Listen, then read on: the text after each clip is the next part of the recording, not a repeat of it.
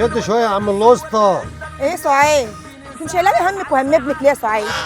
ما انا قلت لك جمعه السيد هيديله الامتحان. اهدي شويه يا أم، اهدي شويه وبعيد البتاع ده عني. عيوني. ايه سعاد؟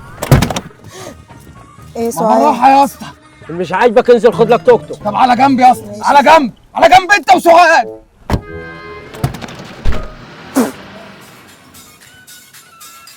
توك توك اخر الشارع يا اسطى والنبي. عيوني. ايه يا منال؟ ابنك سيد تاني؟ ما انا قلت لك وديه عند جمعه السيد هيديله الامتحان. ما خلاص بقى يا وليه، خلاص بقى. ازازه ميه لو سمحت. عيوني. الو، ايه يا ام احمد؟ عايده اتطلقت؟ بركه. ما تنسيش تقولي لها ان مستر جمعه السيد هيحط الامتحان. عايزين مني ايه؟ عايزين مني ايه؟